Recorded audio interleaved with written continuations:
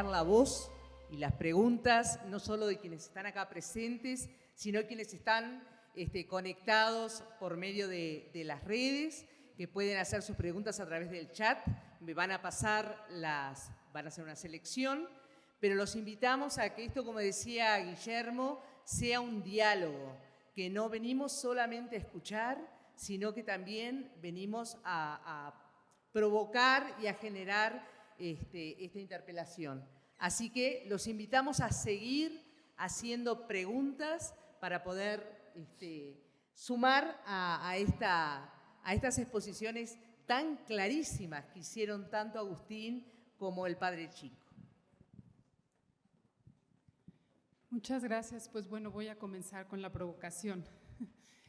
Agustín, para mí, desde que nos presentaste en INDOSOC ya hace algunos años el Observatorio de la Deuda Social, me ha resonado mucho el tema de la deuda, es decir, tenemos una deuda, el concepto creo que nos vincula y nos hace responsables ante la situación social.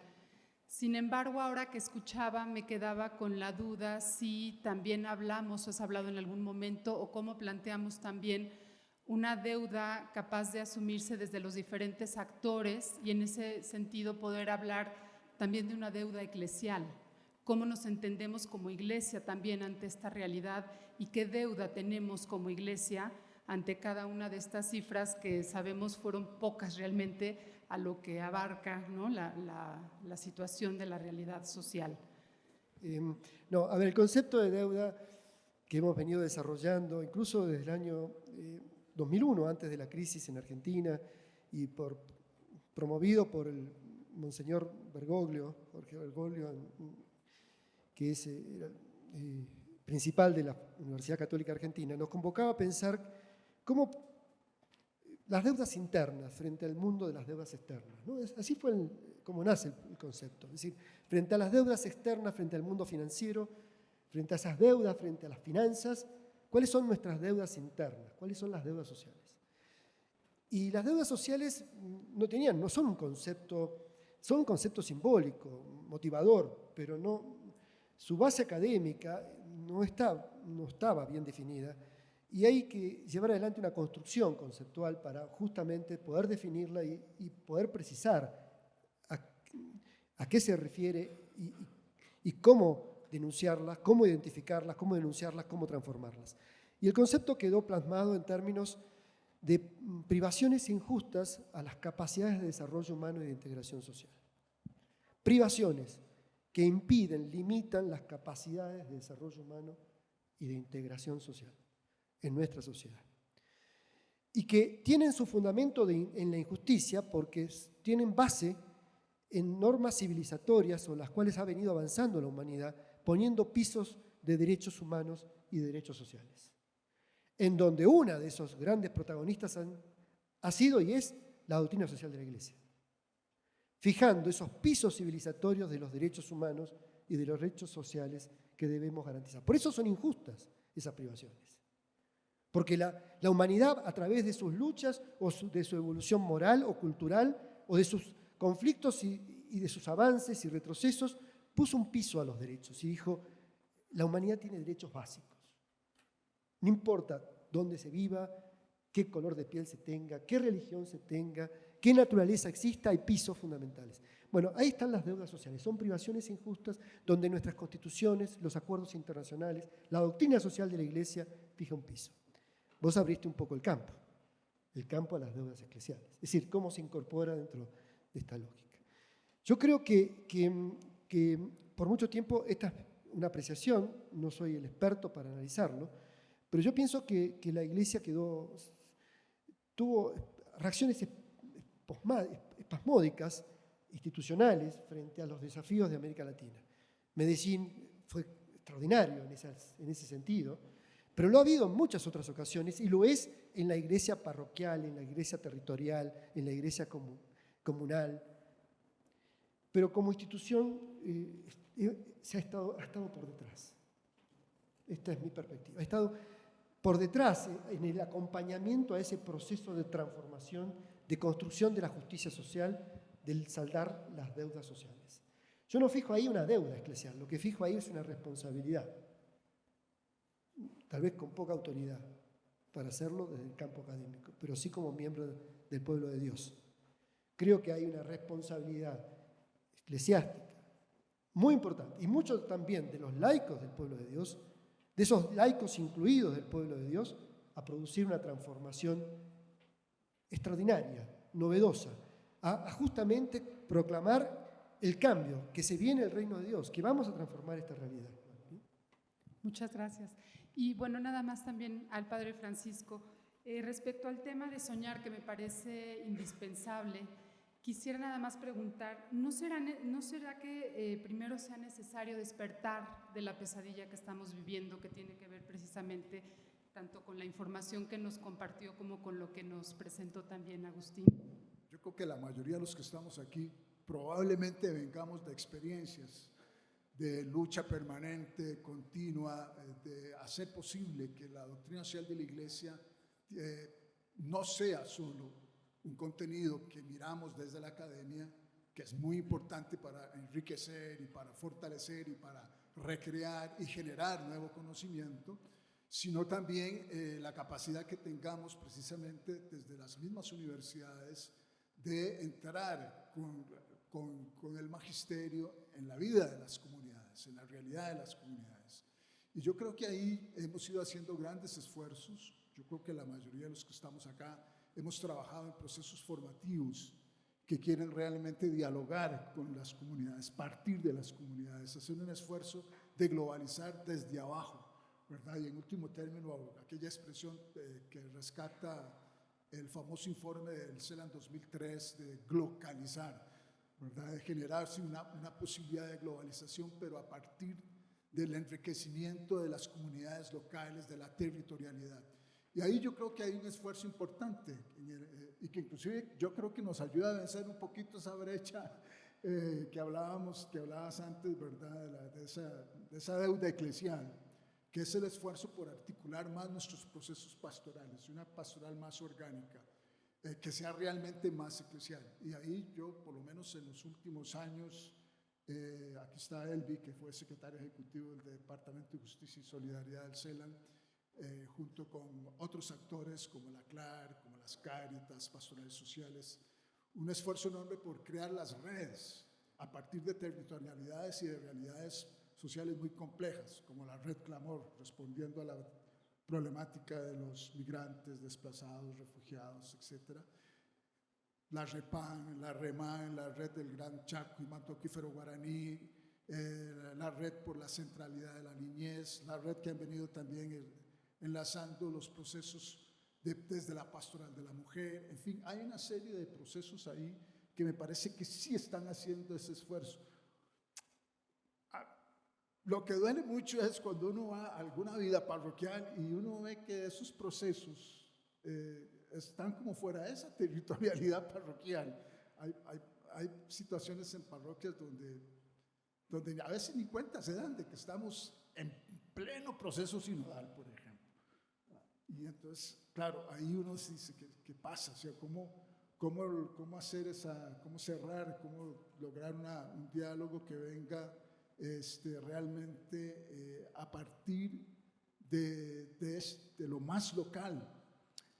Y ahí yo pienso que nosotros los presbíteros tendremos que hacer grandes procesos de conversión para poder realmente lograr que las comunidades parroquiales entren en el movimiento, que son como, llamaría yo, bolas de nieve, que van creciendo poco a poco, pero que nos pueden aglutinar a todos. Pero hay que hacer ese esfuerzo, creo yo, de dialogar con la realidad, de escuchar la realidad, y yo creo que una propuesta buena ha sido esto de ir articulando más la pastoral a partir de procesos en red, donde diversas organizaciones, instancias, etcétera, podamos ir haciendo un esfuerzo de construcción de otra realidad posible, de otro mundo posible. No sé si te capté la pregunta realmente, pero por ahí lo veo. La pregunta que yo quiero hacerles a ambos, porque tienen miradas similares, pero cada uno desde una acera diferente. Sin duda alguna, el Papa Francisco en la Fratelli Tutti nos dejó claro la perspectiva del sueño social, que es construir la fraternidad de los hijos y las hijas de Dios y la amistad social. Pero, ¿cómo es posible, nos preguntamos, construir esa fraternidad en un mundo tan fragmentado? Y allí me conecto con cómo soñar frente a las pesadillas de este mundo. O sea, es posible construir la fraternidad entre el empresario explotador que se ha enriquecido a costa de la explotación y de los trabajadores. Es posible construir la fraternidad entre las empresas extractivas mineras que entran en una comunidad indígena, asesinan, depredan, destruyen la casa común. ¿Cómo convocar a estos indígenas a ver en estos a los hermanos y a construir fraternidad? ¿Cómo hacemos para vernos como hermanos con los coyotes, con los tratantes de seres humanos que toman la vulnerabilidad de los migrantes y los llevan a situaciones de nuevas esclavitudes? En un mundo donde los partidos políticos, donde las religiones nos dividen, nos separan, en un mundo marcado por la violencia, más allá de lo romántico, ¿es posible construir la fraternidad? Hace muchos años cantábamos una canción que decía: y cantarán ricos y pobres en hermandad igual canción. La fraternidad se trata de que cantemos la misma canción, pero sigamos siendo ricos y pobres, pero sigamos estando en la injusticia, pero todo esto a la luz del Señor Jesús, que nos manda a amar por encima de todas las cosas, inclusive a los enemigos. ¿Cómo se construye fraternidad en este mundo tan marcado por la división, por el dolor, por el pecado, ¿no? ¿Cómo proclamar la resurrección en medio de los crucificados? A ver, pregunta difícil, pero buena. Yo mencioné en un momento que el proceso es el caminar. El resultado es cómo construimos un mundo mejor, cómo hacemos el paraíso en la tierra. Yo no creo que llegará el fin de los tiempos en donde nuestro mundo sea perfecto. Pero sí creo que el mundo que vale la pena vivir es aquel por el cual luchamos por el mundo perfecto. Por el reino de Dios, por la equidad, por la justicia, por la vida. Y el mundo, como lo estás describiendo, la pesadilla, no los sueños, las pesadillas, efectivamente destruyen la vida, afectan el desarrollo de la vida y la integración de las sociedades. Y sobre eso hay que luchar. La fraternidad no es la fraternidad entre los buenos y los malos, sino la fraternidad para la construcción del mundo mejor. Para ello tiene que haber justicia. Justicia en el sentido de que no se pueden aceptar esas reglas de juego en la vida del desarrollo humano. Cuando el Papa Francisco nos convoca a esa mirada que vos que planteaste, la fraternidad, la integración, el encuentro, lo plantea en términos de lucha, de esfuerzo, de acción, de transformación. Sí, de diálogo, pero también desde una posición de fuerza. Tenemos que defender la vida. Y frente al avasallamiento de la vida, no es posible aceptarlo, no hay negociación posible. Es tarea cristiana justamente poner barreras a eso. En términos prácticos, no es el diálogo para aceptar que somos distintos y tenemos distintos intereses. Es el diálogo para fijar que hay parámetros superiores sobre los cuales los actores tienen que acoplarse y negociar y justamente aceptar nuevas reglas. Yo no pienso que el mundo avance hacia una destrucción del capitalismo necesariamente, ni mucho menos, pero sí a la construcción de reglas de juego globales mucho más equitativas, hacia condonaciones de deudas, a un mundo financiero mucho más justo, más equilibrado. Pienso en empresarios que por amor o por espanto se acoplen a un mejor vivir y a un mejor desarrollo del vivir.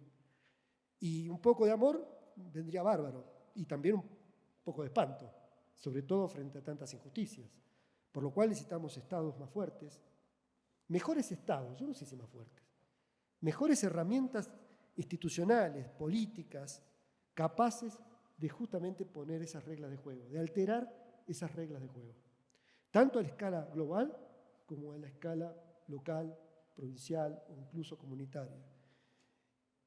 Y ahí es donde en mi exposición, por lo menos, quise plantear que una de las claves son las dirigencias, los líderes políticos y sociales, y que está en ellos buena parte de la responsabilidad en cómo justamente vamos construyendo ese mundo mejor, aunque nunca terminemos de definirlo.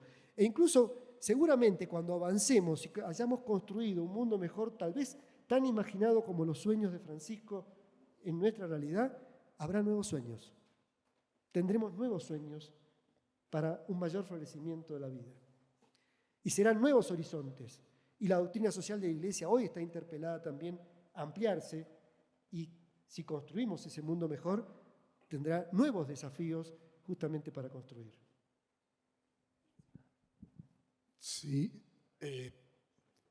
Bueno, ¿cómo hacer la construcción de la chivis donde realmente no haya crucificados? Quizás ahí, la Caritas in Veritate invita mucho a realizar un estilo de desarrollo donde mercado, Estado y sociedad civil puedan encontrar consensos. Ya algunos, como los que se han señalado, la condonación de deuda, tratados de libre comercio realmente justos, solidarios, que el mundo sea de todos, porque tiene que alguien que emigra encontrarse en una situación tan terrible. Cómo generar situaciones de gobernanza mundial que nos garanticen, por ejemplo, que los grandes capitales puedan tener un impuesto internacional y que no se evadan por aquí, por allá, golondrinamente hablando, ¿verdad? Y entonces no hay forma de fijarlo, son como los electrones, nunca están en el mismo sitio. Entonces, habría que ver ese tipo de reglas. Yo creo que hoy, no sé si todos estaremos de acuerdo en esto, bueno, estamos en un congreso para debatir precisamente ideas. Tenemos un consenso internacional que se llama Agenda 2030, que no ha sido, nunca en el mundo hemos tenido una agenda de consenso global.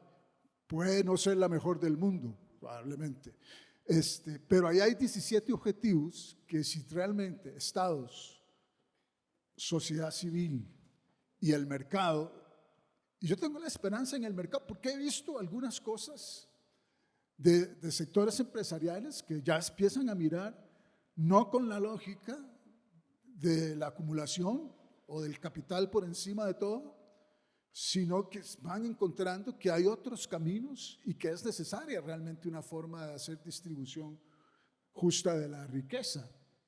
Entonces, por ahí yo veo signos de esperanza, o sea, veo que tenemos posibilidades de construir otro mundo, de no caer en la ingenuidad, pero necesitamos esa lógica, la lógica de la amistad social, la lógica realmente de la fraternidad, ¿verdad? Y esa lógica de la comunión abierta, ¿verdad? No de comuniones cerradas, que a veces nos pasa en la misma vida de la iglesia. Volviendo sobre tu interrogante, ¿verdad? Generamos experiencias muy bonitas, movimientos apostólicos, grupos apostólicos, pero ahí que crean su propio jardín, unas espiritualidades hacia arriba que sí son muy agradables y todo, se sienten muy bien ahí, muy bonito todo, hagamos chozas, ¿verdad?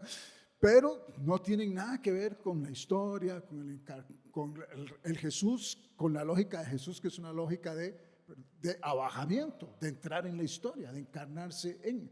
Entonces, yo creo que ahí, en la medida en que a nivel eclesial podamos ir logrando quebrar ese esquema y entonces entrar en un proceso de conversión eclesial a partir de una espiritualidad de la encarnación, entonces yo creo que vamos a ir logrando cosas interesantes y que muchos actores de esos tres estadios, del Estado, del mercado y la sociedad civil, nos van a acompañar y se van a involucrar en esto. Yo creo que sí vamos a encontrar políticos que realmente sí creen y asumen la enseñanza social de la iglesia. Y creo que nos estamos encontrando empresarios también con esa dinámica. Y creo también que en la sociedad civil, por supuesto, hace rato venimos, ¿verdad?, peleando por estas cosas. Entonces creo que hay una gran posibilidad todavía. Bueno, acá dice tiempo terminado, pero vamos a pedir 5 minutitos porque tenemos 3 preguntas que han sintetizado. Por suerte, algunas respuestas ya se han ido dando, así que va a ser mucho más breve para ellos, pero me parece muy importante también en pos del diálogo tener estos 5 minutitos, así que sean escuetos. Les voy a pasar las 3 preguntas juntas que han sintetizado. ¿Cuáles son las debilidades que tenemos como iglesia para ser un actor de incidencia relevante y profético? ¿Cómo se puede sostener la esperanza y abordar los desafíos planteados en un contexto de corrupción arraigada en la clase política, pero también en los movimientos sociales, en los sindicatos y en el ámbito privado? Ante la tensión que se genera entre extractivismo, conflictos sociales y cuidado de la casa común, ¿cuál es el rol de la Iglesia? ¿Solo mediador o también profético? Bien, a ver, la primera no la voy a contestar. No tengo suficiente autoridad. La primera pregunta sobre las debilidades de la Iglesia. Algo mencioné hace un momento y creo que hay que hacer un proceso de renovación. Está ocurriendo el proceso de renovación, está ocurriendo, pero yo creo que requiere mayor fuerza. Pero bueno, y nuestros pastores tienen que estar bien comprometidos con ese proceso. Y también tiene que haber un pueblo de Dios que acompañe, comprometido con ese proceso. Pero sí voy con la segunda. Creo que frente a este mundo de desesperanzas, cómo construir esperanza, algo también mencionamos, pero yo creo que hay que imaginarse que el mundo que se nos viene no es el mundo solo de la economía formal, de la economía global, de la economía científico-tecnológica avanzada, sino que es también el mundo de la economía, de la construcción de valores culturales, de la protección del medio ambiente, de la defensa de la vida social y de la construcción de cambios e innovaciones sociales.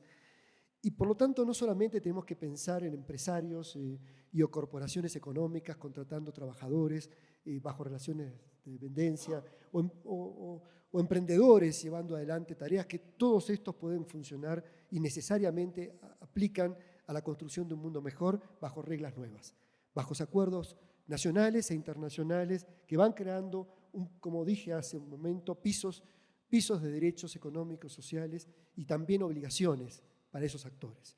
Creo que ese proceso, como lo dijo Padre Chico, se está ocurriendo. La Agenda 2030 es un ejemplo de esto y creo que el mundo va a avanzar en ir construyendo acuerdos globales más justos. Ahora bien, nos debemos imaginar que en ese mundo no va a haber solamente las grandes empresas corporativas o comerciales o financieras, sino que en ese mundo podrán convivir seguramente esas empresas con compromisos y obligaciones más democráticas y distributivas y más equitativas, junto con una economía social y comunitaria que debemos desarrollar, que debemos promover, que forma parte no solamente del refugio frente al desempleo, sino también la respuesta a la construcción de un mundo distinto. Y que tendrá que convivir con el otro por mucho tiempo, pero que debemos fortalecerlo. Fortalecerlo significa redistribuir justamente capacidades de riqueza, de producción de riqueza. Hay un ejercicio redistributivo en los acuerdos globales que se nos vienen. ¿Bien? No es solo, la economía social y popular no tiene que ser la economía de los pobres, para los pobres o para la supervivencia de los pobres. Tiene que producir riqueza y que el buen vivir se instale en esas economías. Para eso necesita capital, tecnología, necesita conocimiento, necesita también regulaciones y por lo tanto necesitamos también políticas dirigidas a esa economía, considerando que esa economía forma parte tanto de la construcción de valor comercial como de valor cultural y valor social. Que trabajar en esa economía no es una asistencia, no es hacer una changuita, es trabajo, es creación de valor. Y frente a esto, por lo último, digo, en una sociedad en donde lo estratégico, donde, digamos, el conflicto avanza en materia de la acción estratégica, de la explotación de los recursos estratégicos, y hay empresas que están avanzando en esta dinámica y el mundo está incorporado, está fuertemente vinculado, la economía global está fuertemente vinculada a este proceso. Yo no creo que podamos detenerlo. Sí creo que hay que enfrentarlo y crear las reglas, nuevas reglas de juego. mucho más equitativas, mucho más cuidadoras del medio ambiente. Debemos exigirle a esas empresas una transformación en su modelo de negocios, y ahí sí donde creo que la Iglesia no solamente tiene una acción de asistir a los caídos, sino una acción profética de convocar a esa transformación. Es una pieza clave de la defensa, del cuidado, del desarrollo de la casa común. Bueno, yo en la primera pregunta de las debilidades, yo señalaría, bueno, hay varias ahí, pero dos como muy fuertes y que inclusive han aparecido en todo el proceso sinodal acá de nuestra región de América Latina y del Caribe, que son el clericalismo, que no solo es de nosotros los clérigos, obviamente a nosotros nos encanta, pero algunos, pero también el clericalismo que está metido en la cabeza de los laicos, ¿verdad? Y entonces uno ve a veces la posibilidad del protagonismo de los laicos, pero hay un protagonismo a veces desde una visión más clerical que la del párroco, entonces te miramos muy complicados. Y el otro es la fragmentación. Hemos fragmentado tanto la pastoral, hemos creado un gavetero de cosas, ¿verdad? Y con unos enredos conceptuales, ¿verdad? Que la gente no distingue entre vertientes pastorales, áreas pastorales, sectores pastorales, medios específicos, y se hacen unos sancochos, ¿verdad? Ahí, y entonces no terminamos de entender bien cómo hacer procesos pastorales integradores, y ahí yo creo que tenemos que regresar en los seminarios a estudiar realmente qué es teología fundamental, qué es pastoral fundamental, perdón, porque ahí yo creo que tenemos unos problemas conceptuales bastante importantes. Entonces, para mí, clericalismo y fragmentación pastoral son dos cosas que nos han diezmado muchísimo en nuestro trabajo. Las situaciones de esperanza creo que ya suficientemente señaladas, pero yo estoy creyendo mucho en los procesos que uno ve allá abajo realmente. Yo alguna vez participé, por ejemplo, de la Feria de la Economía Solidaria en Santa María, allá en Porto Alegre. Entonces uno ve aquello y dice, no, ¿cómo va a ser? Aquí hay mucho lindo, ¿verdad?